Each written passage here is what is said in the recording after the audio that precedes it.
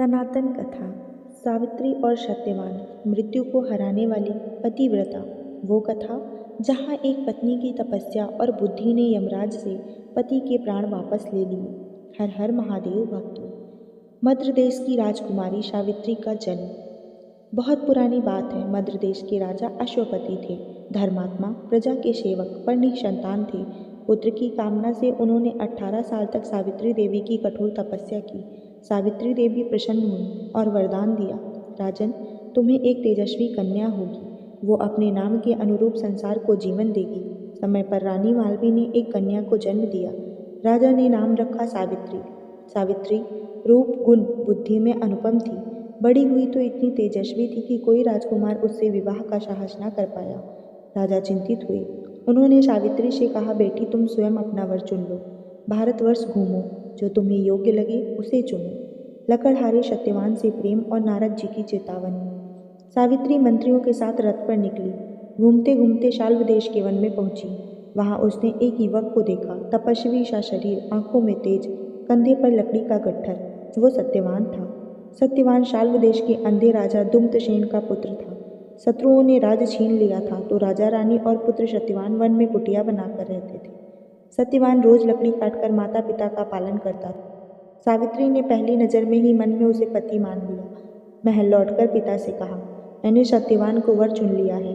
तभी देवर्षि नारद वहां पहुंचे। राजा ने पूछा, मुनिवर, ये संबंध कैसा रहेगा? नारद जी का चेहरा गंभीर हो गया।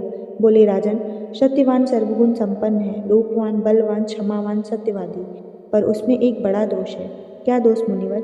आज से ठीक 1 वर्ष बाद इसी दिन सत्यवान की मृत्यु हो जाएगी। उसकी आयु बस 1 साल शेष है। राजमहल में सन्नाटा छा गया। राजा अश्वपति बोले, बेटी सावित्री किसी और को चुन लो। विधवा का जीवन बहुत कष्टदायी होता है। सावित्री ने शांत भाव से उत्तर दिया, पिताजी, कन्या अपना पति एक ही बार चुनती है। मन से, वचन से मैंने सत्यवान को वरण कर लिया। वो अल्पायु हो या दीर्घायु, वही मेरे पति हैं।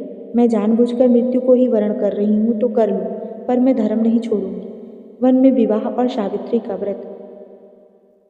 सावित्री का निश्चय देखकर नारद जी ने आशीर्वाद दिया, तथास्तु, तू पतिव्रताओं में श्रेष्ठ होगी। सावित्री का विवाह सत्यवान से वन में ही हुआ।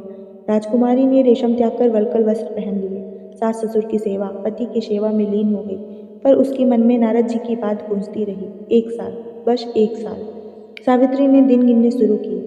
जब मृत्यु का दिन 3 दिन दूर रहा तो उसने त्रिरात्र व्रत रखा। 3 दिन बिना अन्न जल के खड़े रहकर तब। सास ससुर ने बहुत कहा पर वो न मानी। बोली, मेरा एक संकल्प है। मृत्यु का दिन, यमराज का आगमन, वो दिन आ गया। सुबह सत्यवान लकड़ी काटने वन जाने लगा। सावित्री बोली, मैं भी साथ चलूंगी। सास ससुर चौंके।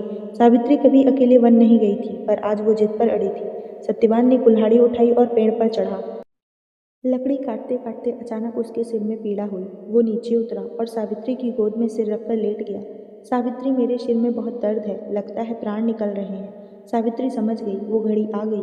तभी उसने देखा, एक भव्य पुरुष प्रकट हुआ। लाल वस्त्र, लाल आंखें, हाथ में पास। वो यमराज थे। यमराज ने सत्यवान के शरीर से अंगूठे जितना पुरुष निकाला।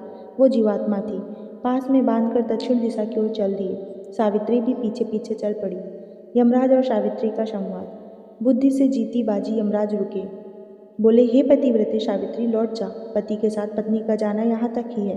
अब तू अपना धर्म निभा चुकी, लौटकर पति का अंतिम संस्कार कर। सावित्री बोली, हे धर्मराज, जहाँ पति जाते हैं पत्नी का भी वही धर्म है। शास्त्र कहता है, 7 कदम साथ चलने से मित्रता हो जाती है।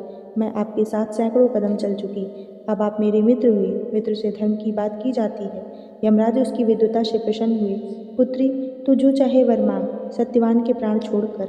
सावित्री ने पहला वर मांगा, मेरे ससुर अंधे हैं, उन्हें नेत्र ज्योति मिल जाए और उनका खोया राज्य वापस मिल जाए।